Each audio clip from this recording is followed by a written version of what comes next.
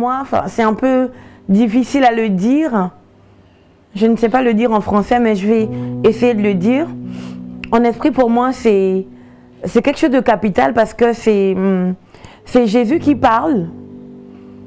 Il dit, jeune fille, lève-toi, et il ajoute, je te le dis.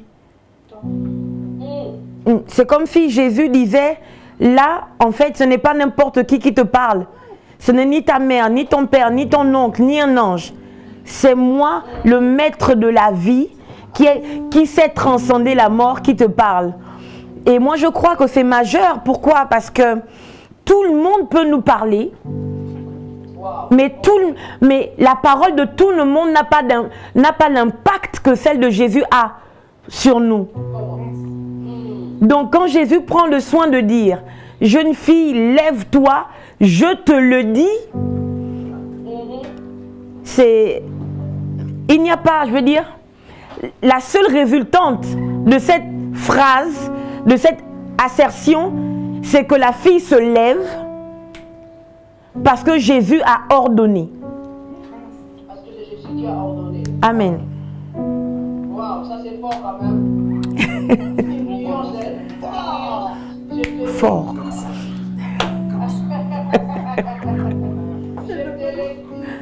C'est comme pour remettre un saut.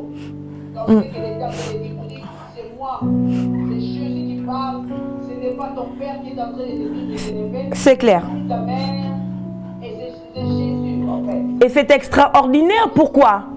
C'est extraordinaire parce que c'est comme si Jésus avait une relation avec cette fille.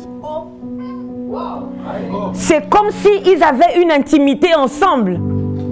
Et j'ai envie de dire que si quand on est vivant, on ne connaît pas Jésus, on n'a pas d'intimité avec lui, quand on est mort, tous les morts connaissent Jésus et tous les morts sont obligés de connaître sa voix et d'entendre sa voix.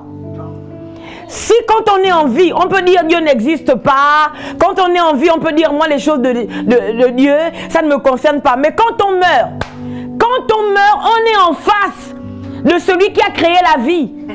Donc quand Jésus arrive, Jésus parle à un mort, à une morte. Il dit, jeune fille, lève-toi, je te le dis. C'est-à-dire que cette jeune fille, quand bien étant morte, elle n'a pas le choix que de se lever. C'est comme si en réalité, dans la mort, on a ce pouvoir de mieux percevoir la voix de Jésus et de mieux lui obéir.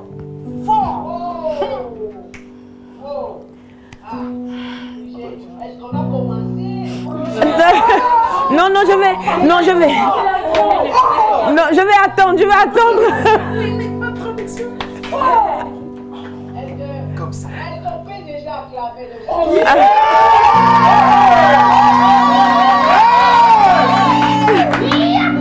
Parce que c'est Jésus qui commande ce soir. Amen. C'est Jésus qui a le bâton du commandement, c'est le Saint-Esprit qui commande ce soir. Amen. Nous sommes soumis. Amen. Femme de Dieu, pour vous introduire un petit peu rapidement, le pasteur Shirley. Oui. Qui est le pasteur Shirley? Le pasteur Shirley, c'est un pasteur. Une jeune femme pasteur qui a entendu un jour Jésus lui dire Talitha Koumi. Et qui s'est levée, qui a assumé sa personnalité en entier, qui ne joue pas de rôle. Le pasteur Shirley sait qu'elle est prophétesse, elle sait qu'elle a du style, elle sait qu'elle aime la mode, elle sait que... Enfin non, peut-être qu'il faut remettre les pendules à l'heure. Voilà, je suis vraiment quelqu'un de totalement entier. Je crois que ce n'est pas parce qu'on est pasteur qu'on doit se présenter, comment dire, comme disent mes enfants, comme un chiffon. Non. Je crois au contraire que justement parce que lorsque l'huile tombe sur nous, c'est comme si Dieu nous mettait à part. On n'est plus comme les autres hommes. On n'est plus comme les autres êtres humains. Alléluia. Quand l'huile tombe sur nous, même sans faire aucun effort, on est différent de la norme. Donc, c'est qui Shirley Dorigo?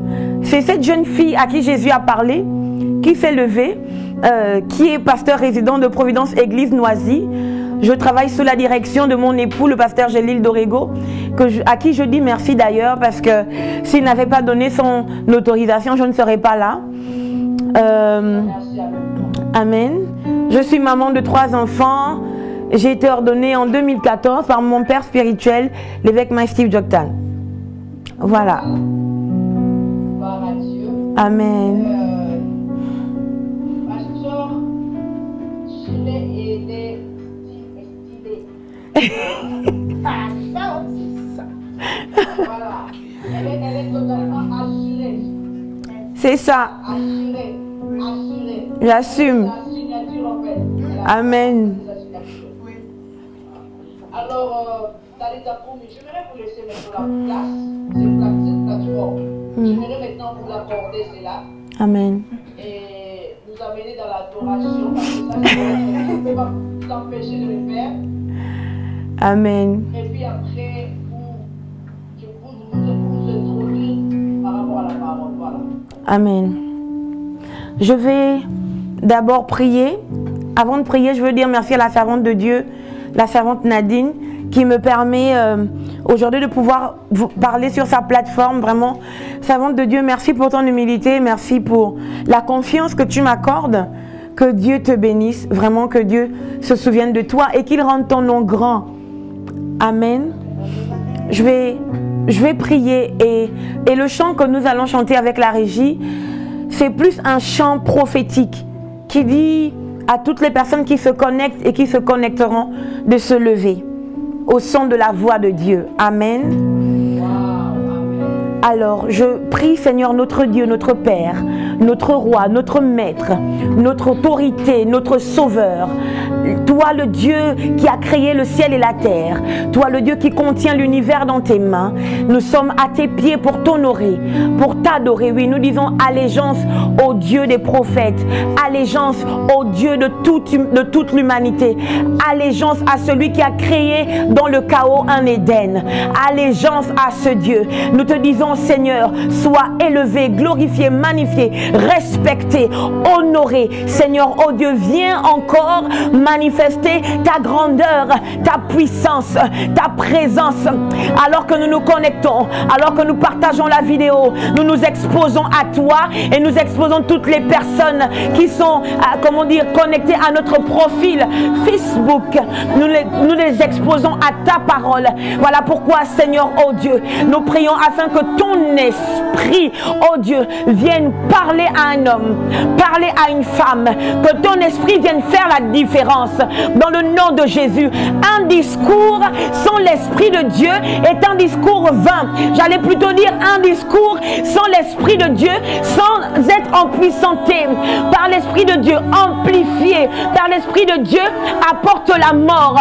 Mais lorsqu'un discours est chargé, my God, de l'esprit de Jésus, cela apporte la vie. Seigneur, ce que nous cherchons ce soir, c'est la vie qui vient de toi. Ce que nous voulons ce soir, c'est la vie qui vient de toi. Voilà pourquoi, Seigneur, nous nous sommes assemblés, nous nous sommes réunis pour te provoquer. Seigneur, mon Père et mon Dieu, comme les apôtres étaient rentrés dans la chambre haute afin de te provoquer, de telle sorte que tu as libéré ton esprit.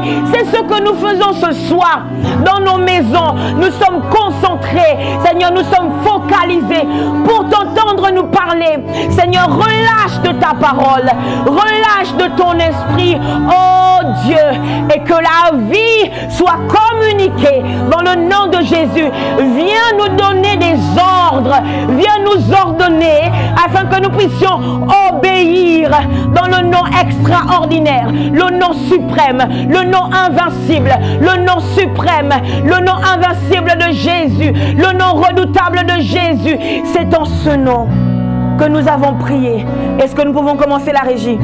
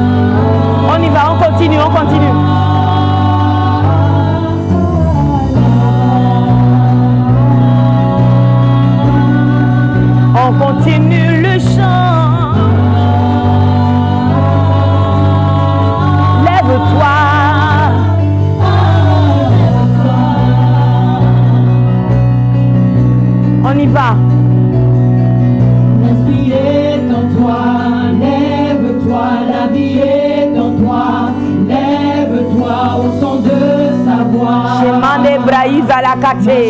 Les gants et les mains et les brailles, sata la braille tolobosa. Mama, mama, mama, mama. Hey, hey. Chemin de les brailles, sata. Les gants et les brosoto. Les mama, mama, mama, mama. Alléluia. Alléluia. Lève-toi. Lève-toi au son de sa voix. Hey. Marche droit et va. L'esprit tourne-toi. Lève-toi.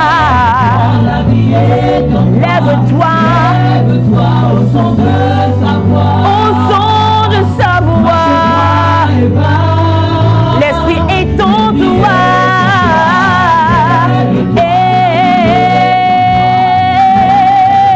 Au son de sa voix. Marche droit et va. L'esprit est en toi. Manderebo sekete les bras. Les mains de les maïs cachés les bras que c'est. Oh, oh, oh. L'esprit est en toi. Lève-toi, la vie est en toi. Lève-toi au son de sa voix. Oh, oh, oh. Lève-toi. Lève-toi. Chemin de Bragalia, c'est que les bâtis les brosses. Mais que les yakala mama mama. L'esprit est en toi. Lève-toi. Oh, oh, oh. Oh, oh. L'esprit est en toi. Lève-toi. Lève-toi au son de sa voix. Au son de sa voix. Et va. Maman, maman, les kélébraïs, sata la baba. Est-ce que nous pouvons monter en langue un moment? Chemin de les bréquelis à sata. Les cannes de maman. Les cannes de basse, que les bréis, c'était. Chemin de les brosses, que c'est. Ah. Chemin de les brailles, c'est que c'est les brosses. Maman, maman, maman. Oh, oh, oh. Chemin, chemin, chemin. Oh, chemin. Seigneur mon Dieu, je me lève ce soir, car tu donnes un ordre. Chemin de les bras katalabas, les keneleboso. Je parle à toutes les personnes qui étaient sur le point d'abandonner. My God, la Bible dit ceci. C'est le psalmiste qui parle, il dit: ton Dieu ordonne que tu sois puissant. Les mandelebosoto. Nous sommes arrivés dans des temps où nous ne pouvons plus être faibles. Ce soir, que le faible dise qu'il est fort. Dans le nom de Jésus. Mandele braï sata. Et quand les brais se mangent les bossos. Oh, oh, je mandele bossoto. Hey, hey, hey, hey. Lève-toi. Schéma, Emma, et Lève-toi. lève-toi, lève-toi. Lève-toi. De là où tu es, lève-toi et pose un pas. Fais quelque chose. Ne reste pas statique. Ne reste pas sans rien faire. Lève-toi maintenant, car l'esprit est prêt à t'empuissanter. Lève-toi maintenant, dans le nom de Jésus. Oh, lève-toi. Lève-toi. Lève-toi. Lève-toi.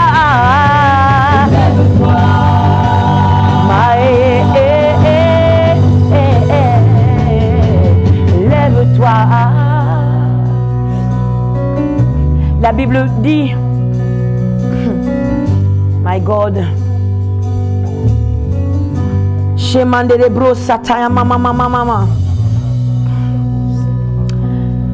La Bible raconte cette histoire de ce père désespéré qui voit sa fille s'en aller devant ses yeux et il ne peut pas rester sans rien faire. J'ai longtemps interrogé le Seigneur et je lui ai demandé pourquoi est-ce que l'histoire de la fille de Jairus, dont on ne connaît même pas le nom, venait juste après l'histoire, non, ou plutôt était entremêlé avec l'histoire de la femme à la perte de sang.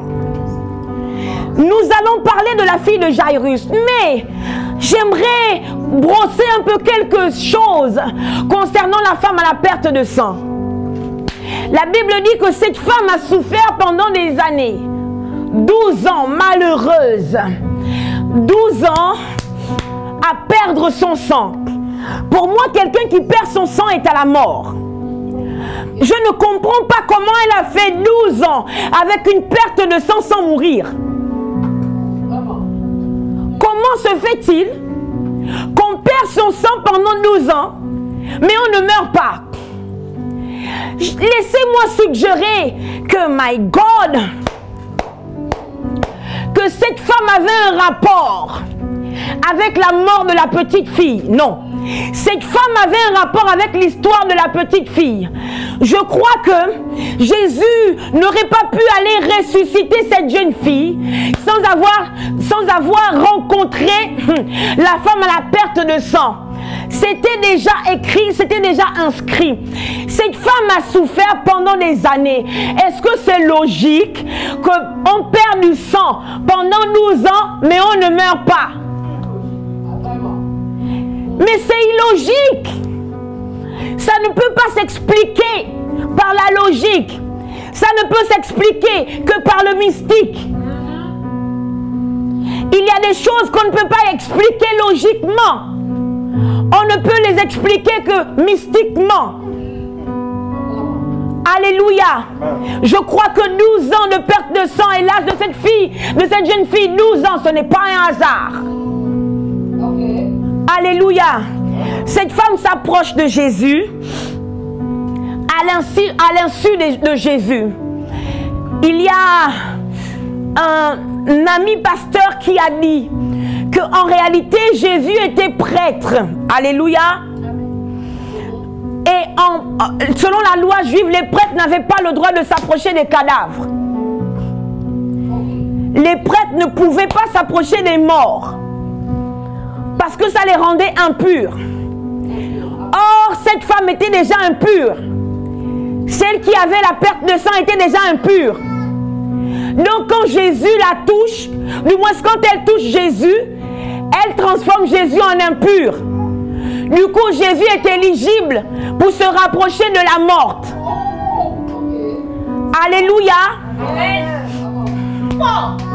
Ce qui me choque ici, ce n'est même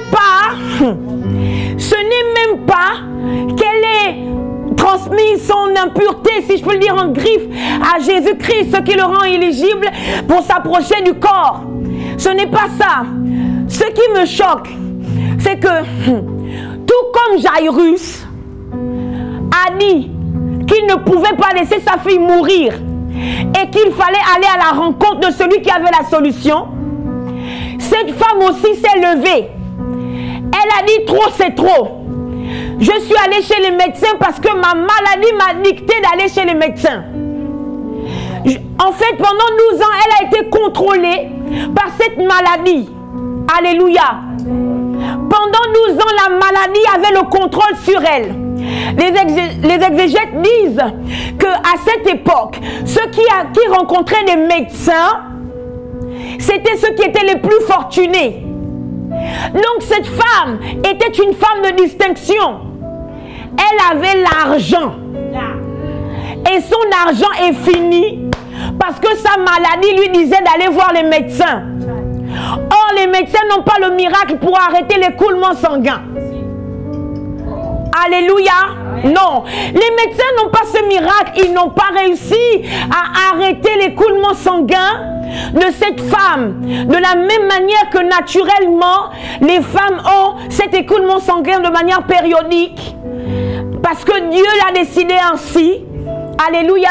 De la même manière, ce n'est pas facile de l'arrêter si ce n'est par une puissance supérieure. Donc cette maladie l'a forcé à aller dépenser tout son argent. Sauf qu'un jour, elle s'est réveillée. Elle n'avait pas le droit d'aller au temple, puisqu'à son époque, quand on avait ses menstrues, on était impur.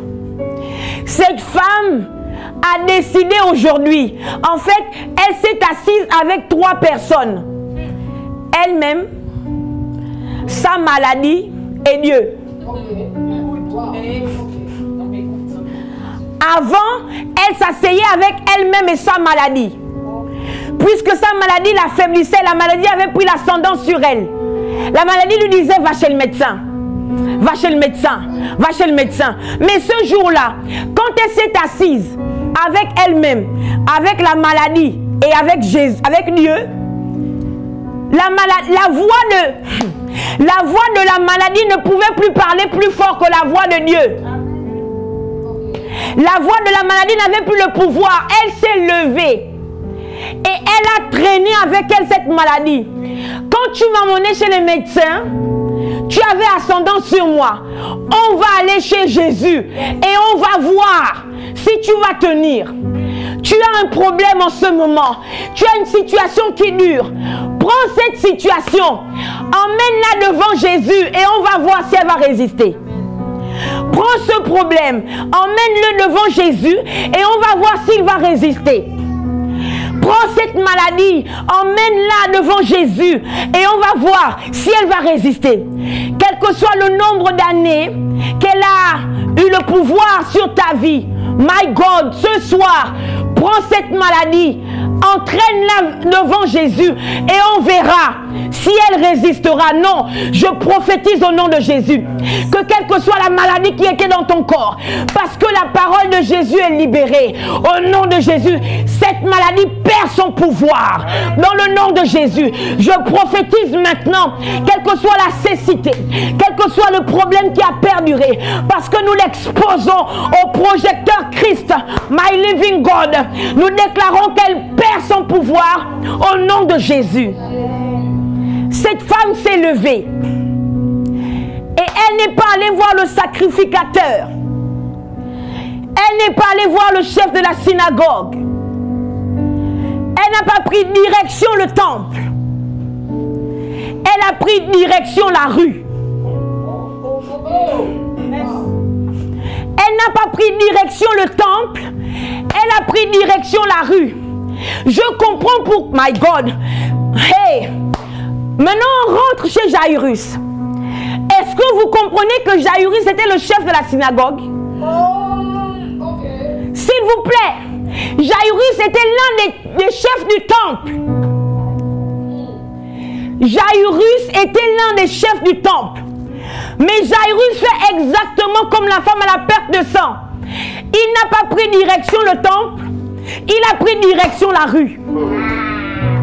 Je vais le dire différemment. Hey. Elle n'a pas pris direction le temple. Elle a pris direction le chemin. Il n'a pas pris direction le temple. Il a pris direction le chemin. Or, Jésus dit qu'il est le chemin. Il est la vérité. Et il est la vie. My God. Ils ont pris direction le chemin.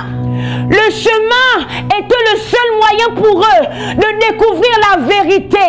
Non, cette maladie est illégitime. Et non, cette fille n'est pas morte, mais elle dort. Et quand ils ont découvert la vérité, ils ont pris le chemin, ils ont entendu la vérité et ils ont recouvré la vie. Cette femme, oh, la Bible déclare qu'il y a la vie dans le sang. Donc à chaque fois qu'elle perdait le sang, elle perdait sa vie. Mais au contact, mon Dieu, elle a emprunté le chemin devant lequel elle s'est retrouvée devant la vérité qui lui a transmis la vie.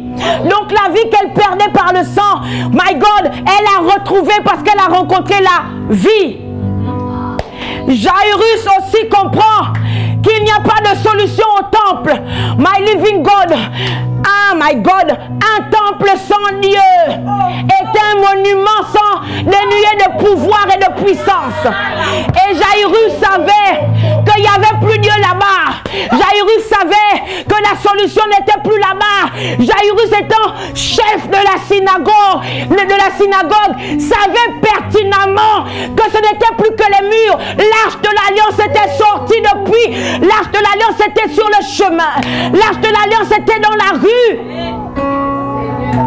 Et Jairus a refusé d'aller au temple. Qu'importe ce qu'on va dire. Ça, c'est quel pasteur qui ne part pas dans son église alors que ça chauffe. Ça, c'est quel pasteur. Ça, c'est quel chrétien qui ne va pas dans son temple alors que ça chauffe. Mais si l'arche de l'alliance a quitté le temple, je vais aller faire quoi là-bas?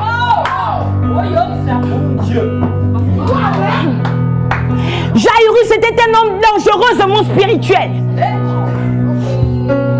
Il savait que dans le temple c'était la religion.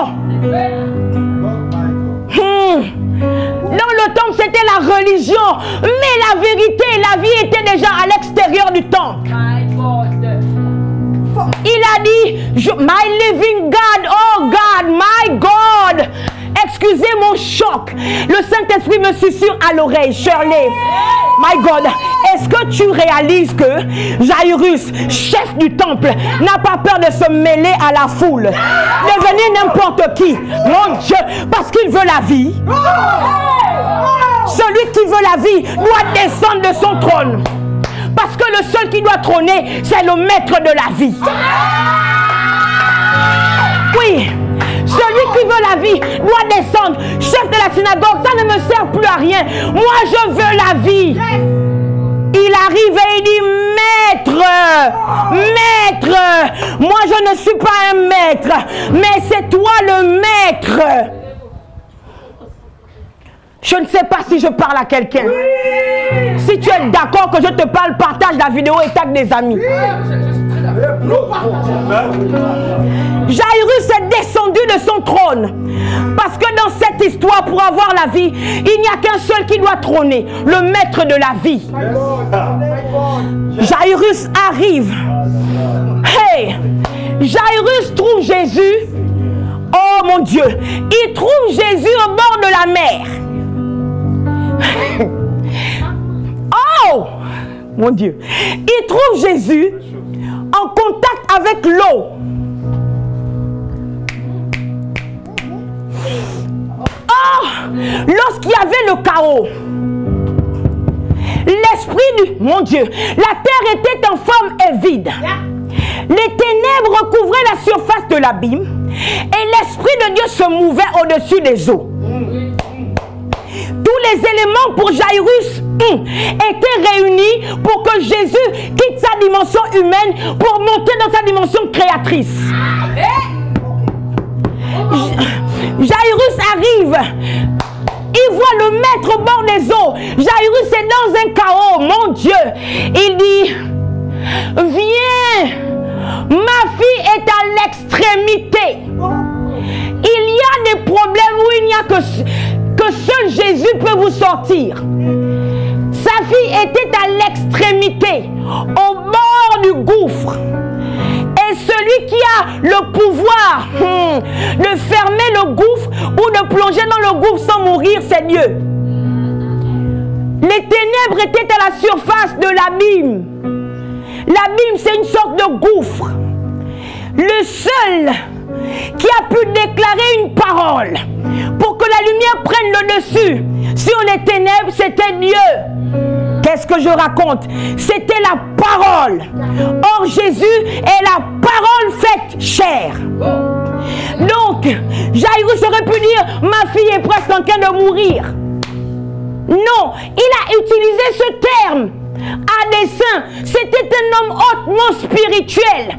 Le seul qui peut maîtriser le gouffre, c'est Jésus. Ce qui se passe, c'est qu'il parle à Jésus. Il faut que je lise. Les mancalebraïs sata. Chez mama mama. Les calebraïs sata. Ma télébré c'était. Les mama mama c'est. Chemin de Debo Satan. Oh.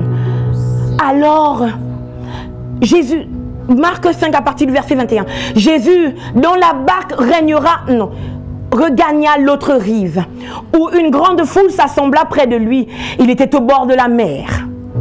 Alors vint un des chefs de la synagogue nommé Jairus qui, ayant aperçu, se jeta à ses pieds et lui adressa cette instance prière. Ma petite fille est à l'extrémité. Viens, impose-lui les mains afin qu'elle soit sauvée et qu'elle vive. Entre parenthèses, Jairus connaissait la puissance de l'imposition des mains. Ah oui.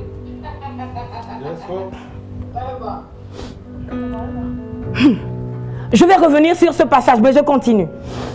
Jésus s'en alla avec lui et une grande foule le suivait et le pressait. Je continue, je saute. Comme verset 35. Comme il parlait encore, survinrent de chez le chef de la synagogue des gens qui dirent: ta fille est morte.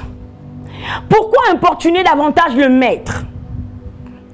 Mais Jésus, sans tenir compte de ces paroles, dit au chef de la synagogue: ne crains pas, crois seulement. Je m'arrête ici. Jairus dit à Jésus: viens. Ensuite, il lui dit, en fait, il dicte à Jésus ce que Jésus doit faire. Alléluia. Il dit: viens, impose-lui les mains. Alléluia. Comme s'il disait: écoute, je sais que toi tu es Dieu. Je sais pertinemment que toi tu as une puissance pour créer. Viens faire comme tu avais fait avec Adam. Sers-toi de tes mains et fabrique-moi ma fille. Forme-la. Parce que là où elle est, c'est fini. Il n'y a que celui qui a le pouvoir d'un Dieu qui puisse le faire. Les gens arrivent et disent: n'importune plus le maître, ta fille est morte. Oh, je viens parler à quelqu'un. Importune le maître. Importune le maître ce soir. Importune le maître. Parce que le maître en question, son autre nom, c'est le Dieu de l'impossible. Tant que la chose n'est pas impossible, il n'agit pas. C'est quand c'est impossible que là, il rentre en action.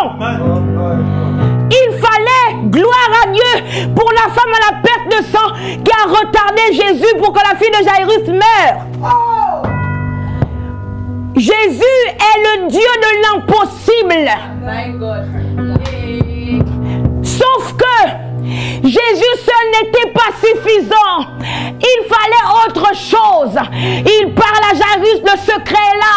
Il dit: ne crains pas, mais crois seulement. La Bible déclare que tout est possible à Dieu. Non. La Bible dit: rien n'est impossible à Dieu. Et tout est possible à celui qui croit. Oh! My God! J'avais parlé de la femme à la perte de sang. Je l'ai reliée à Jairus et je vous explique pourquoi.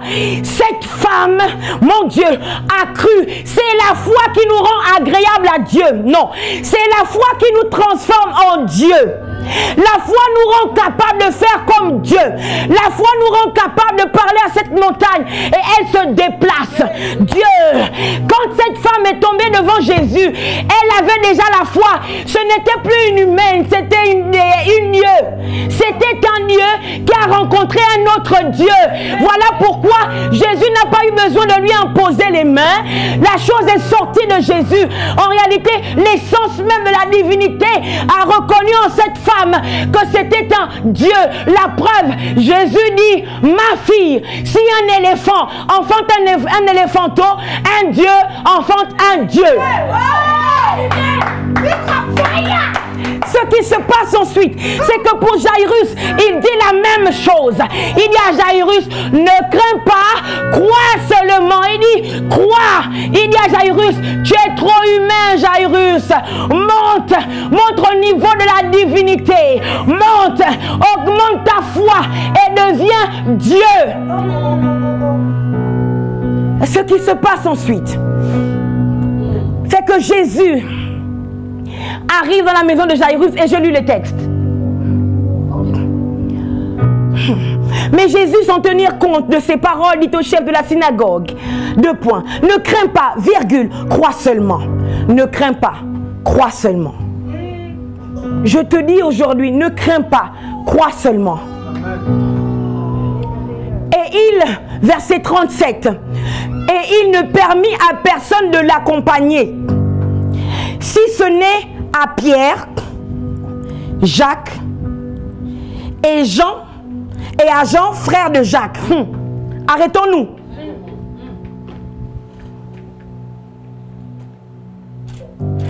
Jésus demande à Pierre de l'accompagner. Jésus demande à Jean de l'accompagner. Jésus demande à Jacques de l'accompagner. Ces 3 personnes avec qui Jésus a fait les choses les plus étranges. Du moins, ces 3 personnes devant qui Jésus a fait des choses les plus étranges. Est-il possible de dire que Pierre, Jean et Jacques avaient atteint cette dimension, ce niveau? Parce que quand ils voient Jésus transcender au niveau de la transfiguration, sur la montagne de la métamorphose, ce qui se produit, c'est que personne n'a enseigné à Pierre que ceux qui sont devant Jésus, c'est Moïse et Élie. Il n'y a que ceux qui ont transcendé l'humanité, qui sont rentrés dans la divinité, pour reconnaître les personnes qui n'ont jamais vu comme étant les personnes qu'elles sont en réalité. Il y a des secrets que Dieu va faire dans votre vie, seulement devant ceux qui ont transcendé au niveau de Dieu. Parce que on ne fait pas tout devant les humains. Alléluia. Amen. Il y a, mon Dieu, peut-être qu'il y a des miracles que vous ne vivez pas parce que vous voulez permettre à tout le monde de voir le secret de votre destin. Or, Dieu, quand il fabrique le destin d'un homme, il le fait dans le secret. Personne ne peut expliquer comment, dans les millions de spermatozoïdes qui sont relâchés dans le sein d'une femme, pourquoi c'est toi qui as réussi à rentrer? Dieu seul peut l'expliquer. C'est dans son secret. Tu as ce problème depuis longtemps parce que pour toi, tout le monde peut t'aider. Ta tante, ton ami païen, ton copain qui te draguait. Tout le monde peut t'aider. Or, pour ce problème, il faut des personnes dans la dimension Dieu. Et je m'explique. Quand il rentre avec Pierre, Jacques et Jean, il demande à tout le monde de sortir. Il laisse qui rester? Le père et la mère de la fille. Or, c'est du père et de la mère que la Bible dit: honore ton père et ta mère, afin que, tu vives. Laissons longtemps, afin que tu vives. Ça veut dire que tes parents ont reçu l'onction nécessaire pour te permettre de vivre et pour augmenter le nombre de tes jours, afin que tu vives longtemps et heureux. Longtemps, afin que tu vives longtemps et heureux. Qui a le pouvoir de permettre de vivre? Qui a le pouvoir d'augmenter le nombre de jours? Et qui a le pouvoir d'apporter le bonheur? Dieu. Donc Dieu, Jésus, ne rentre dans ce mystère de la résurrection qu'avec ceux qui ont atteint la dimension Dieu. Alléluia. Amen. Et je vais shooter ici. Donc je vais m'étendre ici.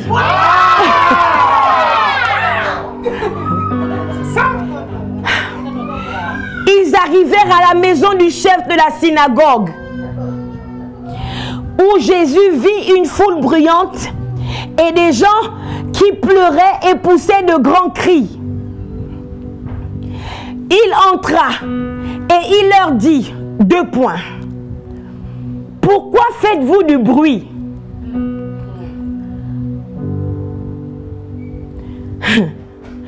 Et pourquoi pleurez-vous? L'enfant n'est pas morte, mais elle dort. Jésus est déjà au niveau de sa divinité la plus poussée, au point de voir un mort comme quelqu'un qui dort. Et il se moquait de lui. Voici des humains. Voici des humains, des gros charnels, qui se moquent de ce que Jésus dit. Pourquoi? Parce que, ils n'ont pas la révélation de qui est Jésus. Alléluia. Donc, ils ne savent pas qui est en face d'eux. Mais moi, ceux qui me... Et Pierre, Jacques et Jean ne se sont pas moqués. Parce qu'ils savaient déjà. Mais moi, ce qui me choque, ce n'est pas le fait qu'ils se moquent. Non. Ce qui me choque, c'est que Jairus, qui était le chef de la synagogue, était en contact, en amitié avec des gens qui n'avaient rien à faire de son malheur. Parce que dans un malheur, même si quelqu'un dit quelque chose de stupide, tu ne peux pas te moquer. Tellement tu es troublé, tellement tu as mal, tellement tu souffres. Ton problème, c'est ça. C'est que les personnes de qui tu t'entoures, quand tu as une situation compliquée, ce ne sont pas des personnes qui te portent. Et quand Jésus va arriver, il va les mettre dehors. Mais il ne tiendra qu'à toi. Si tu veux le miracle, tu dois accepter que Jésus les expulse. Parce que c'est ta vie, c'est ton destin, c'est ton histoire, c'est ta maison.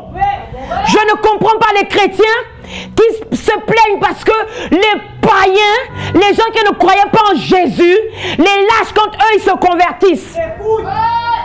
Voyons. Quand Jésus arrive, il expulse toutes les personnes qui ne croient pas véritablement en toi. Il expulse toutes les personnes qui seront un obstacle à ta croissance en lui. Amen. Donc laisse-les aller. Alléluia. Il se moque comme si c'était un théâtre. Voyons. Même par respect pour Jairus. Retenez-vous. Voyons. Alors, ayant fait sortir tout le monde, il prit avec lui le père et la mère de l'enfant, virgule, et ceux qui l'avaient accompagné, virgule, et il entra là où était l'enfant. Il la saisit par la main et lui dit 2 points. Talita Kumi, ce qui signifie jeune fille, lève-toi, je te le dis. Il arrive, mon Dieu, il saisit la fille par la main. Alléluia. Il touche sa main. Il a besoin d'un point de contact.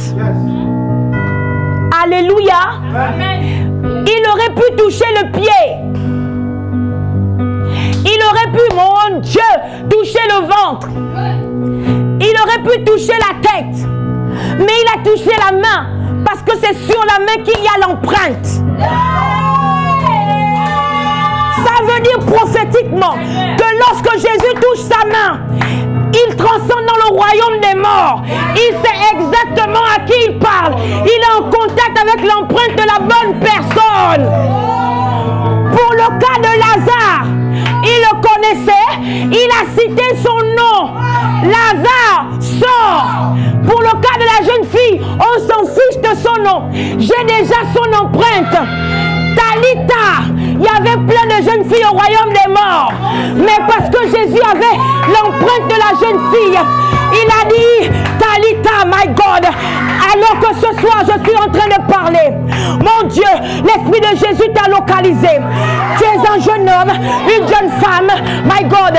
Il dit seulement, Talita, Talita Kumi, Talita Kumi. Le maître a déjà ton empreinte. Sors de là où tu as été enterré. Sors de là où tu es tombé. Sors de là où tu t'es arrêté. Sors. Il dit, Rematerebo Soto. Il dit, Talita Kumi. C'est extrêmement grave. Je ne sais pas où tu es, mais Jésus dit, Kumi. Je ne sais pas où tu es. Jésus dit, Talita Kumi. I où tu es, mais Jésus a ton empreinte et il crie, lève-toi. Lève-toi. Pourquoi il dit lève-toi, my God? Parce que le fait de se lever, c'est la preuve qu'on est vivant. Le fait de se lever, c'est la preuve qu'on est vivant. Ce sont les morts qui restent allongés. Ce sont les morts qui restent statiques. Jésus dit, lève-toi. Et je me suis dit, est-ce que Jésus parlait à son corps? Est-ce que Jésus parlait à son âme? Ou Jésus parlait à son esprit?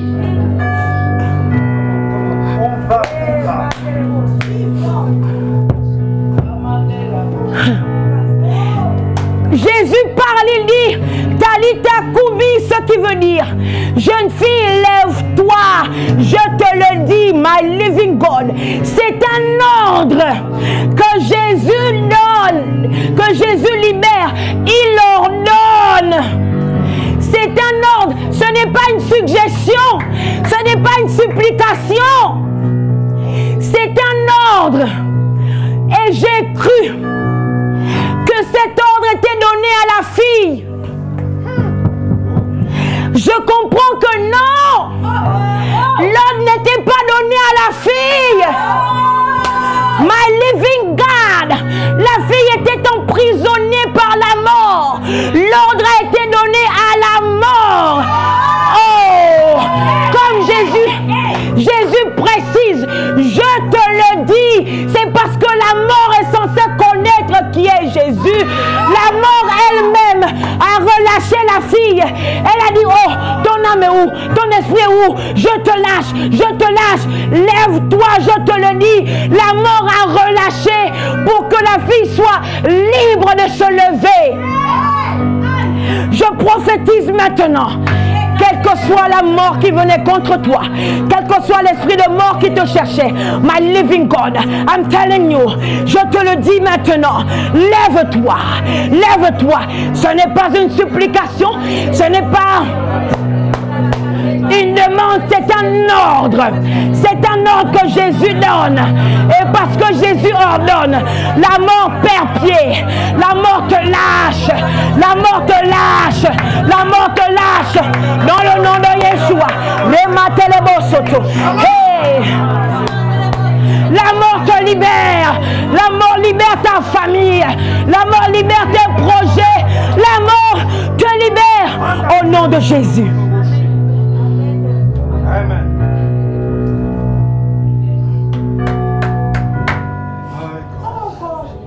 Je comprends une chose.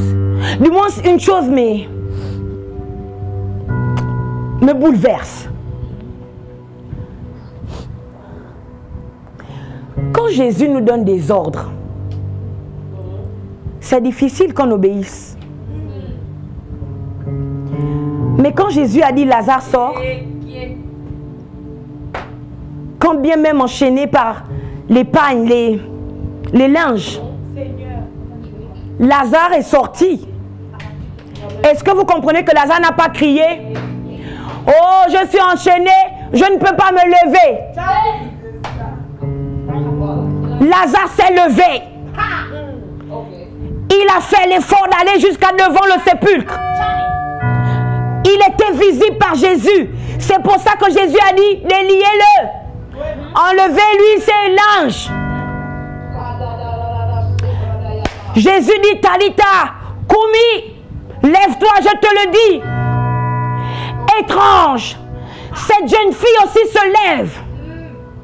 Mais quand Jésus te dit, arrête de faire ceci, va là-bas, fais comme ci, fais comme ça, tu as d'abord 20 songes, 30 000 prédications, 160 000 exhortations avant de faire. Je vais te dire ton problème.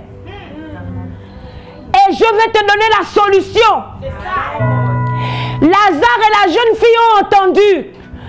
Parce qu'ils étaient morts. Toi, tu n'entends pas Parce que tu es vivant. La parole de Dieu, c'est pour les morts et non pour les vivants. La parole de Dieu est efficace pour ceux qui sont morts et non pour ceux qui sont vivants. Ce soir, je prophétise que tu meurs dans ton orgueil. Tu meurs dans ton entêtement. Tu meurs dans tout ce qui t'empêche d'entendre la parole. Je comprends pourquoi Pierre a dit, quand Jésus dit, mais vous ne partez pas. Pierre dit, à qui d'autre irions-nous? À qui irions-nous? Tu as les paroles de la vie. Pierre déclare que je suis un mort. Si je me détache de toi qui est la vie, je repars dans la mort. La parole de Dieu fonctionne quand on est mort. Les morts entendent mieux les ordres du maître que les vivants. Or, Jésus n'est pas venu sauver les vivants. Il est venu sauver les morts. C'est pour ça qu'il est venu comme étant la vie. Si nous étions véritablement vivants, il n'allait pas venir comme étant la vie. Il est venu comme étant la vie parce qu'en réalité, sa parole est efficace pour les morts. Et la vie que nous avons maintenant, c'est la vie qu'il nous communique. Pierre a dit, ce n'est plus moi qui vis, mais c'est Christ qui vit en moi. Alléluia. Je ne sais pas, servante de Dieu. Je ne sais pas si j'ai encore du temps. C'est ça. Flow.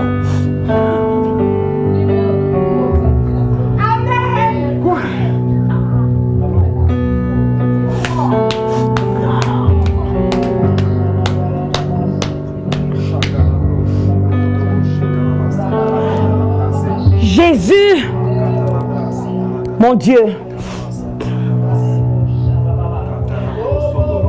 Malekende brossata la régie, qu'on peut prier un moment. Melekele brahimande le bossoto, liandre, se mande le bosse, que le mama, le mama se, le mandere sa, le que le mama, se mande le bossoto, li mande le brosse que te le brai, le que le de faya la calamante, le mande le brai se que te, oh, se mande le brai se que te le manda, le que le mama, oh, se mama, le candele mande le break li a dale bosse, le candele brale de faya la manica te le brossa, le que le mande le que te le bressa, se mande le bossa, le na mama se, se mama, oh, se mande le bosse talibrai sata. Tu es chez toi. Mon Dieu, tu es dans ta maison. Sache que j'ai vu t'a localisé depuis longtemps. Celui qui est mort fait comme Jairus. Il tombe à ses pieds. S'il te plaît, ne résiste pas devant sa présence. Tombe à ses pieds. Tombe à ses pieds. Laisse Jésus parler aux morts que tu es, pour que la vie te soit transmise. Il dit, Talita, Koumi, jeune fille, lève-toi, je te le dis. Non ton père, non ta mère, non ton oncle, non ta tante, non ton ami, non ta femme, non ton époux. Mais c'est moi le vivant qui te parle. C'est moi le vivant qui te parle. My God, cette situation par laquelle tu passes, cette situation de mort par laquelle tu passes, entends le son du vivant maintenant, entends la voix de Jésus le vivant, et je déclare que la mort t'étale devant lui, la mort s'enfuit, la mort s'en va, la mort ne supporte pas la voix du vivant. Oh Dieu, la mort ne supporte pas la voix du vivant. My God, La mort est aussi un tremplin pour entendre mieux la voix de Dieu. Fais ce qui est mieux. Au lieu de pleurer, laisse Jésus rentrer. Laisse Jésus rentrer dans ta maison. Au lieu d'aller voir des personnes qui vont te consoler, Jésus n'est pas venu consoler. Jésus est venu redonner la vie. Il est venu redonner la vie. La vie est mieux que la consolation. Alléluia.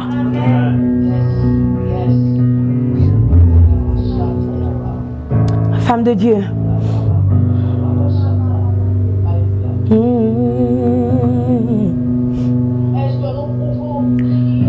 Schéma de rebo satalama yefete. Schéma.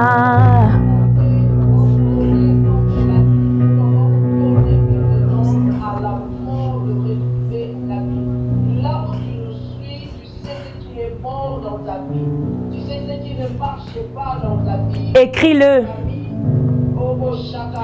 Écris-le sur une feuille. Écris ce problème sur une feuille. Écris ta situation sur une feuille. Et prends cette feuille, mets-la devant l'écran. Pose cet acte prophétique. Écris ton problème et mets-la devant l'écran. Nous allons faire bouger l'onction de la vie. Schéma Kebreja Salabraya. Les mains télébosso. Je te laisse quelques secondes pour écrire. Écris le problème. Si c'est le divorce, si c'est le célibat forcé, si c'est une maladie, si c'est un cancer, écris et mets-la devant l'écran. Marions de Bizim, Shemandele Brosoto Libraya, le candele mandele bosoto, le kenele mama, yekenele brekele baria sekele broso, Shemandele mandele bosoto lebrea, le mama, hey, Shemandele brekele basata, le mobobobobobo, je vois des portes s'ouvrir, le mandele braïsata la braya, le kenele bosoto. Je vois des anges se mettre en mouvement. Chez Manderebo Soto, les mama. Je vois ces portes qui s'ouvrent. Et je vois la lumière de Christ jaillir dans les ténèbres. Chez Manderebo Soto, les André Mandelebrea, les Candelebro Soto. Chez maman. Alors que tu as mis devant l'écran ce problème, je prophétise la vie. Je déclare que le divorce meurt. Au nom de Jésus, je déclare que ce problème financier s'arrête. Je dis que ce cancer est neutralisé dans le nom puissant de Jésus-Christ de Nazareth. Je dis que ce problème qui te perturbait s'arrête. Cette situation d'instabilité. Je vois quelqu'un qui avait du mal à marcher, mais ce n'est pas physique. C'est que toi-même tu es instable. Quelle que soit la décision que tu prends, tu reviens sur tes décisions. Toi-même, tu es instable. Ce n'est pas un problème de cécité. C'est un problème mystique. Mais l'image que j'ai vue, c'est que le maître est venu et il a s'enterré d'une ceinture pour te stabiliser, pour que tu ne sois plus instable dans tes choix et tes décisions. My God, je viens contre la dépression maintenant. Maintenant, au nom de Jésus, j'invoque le Dieu de la vie, Mandere Brosoto, le Dieu qui apporte la paix. Chez Bra, chez Manderebo, tu étais confus, tu ne savais pas quel chemin emprunter. J'invoque le chemin. J'invoque la vérité et j'invoque la vie sur ta vie. Dans le nom de Jésus-Christ de Nazareth, je dis que la puissance du Dieu des prophètes est relâchée maintenant à travers ton écran. Ce problème perd pied dans le nom de Jésus. Dans le nom de Jésus. Ils t'ont diagnostiqué un cancer. Le cancer de l'utérus. Je vois aussi la prostate.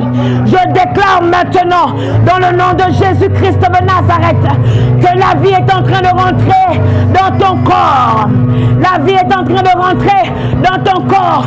Quand Jésus dit, Talita Kumi, oh, Lorsque Jésus le dit, ça veut dire que le problème qui t'avait mis à terre reste à terre et toi tu te lèves.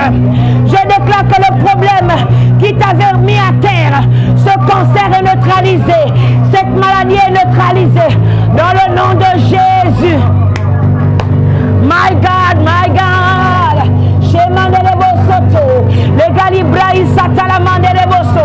Je vois la dépression d'étaler devant le pouvoir de la vie de Christ dans le nom puissant de Jésus.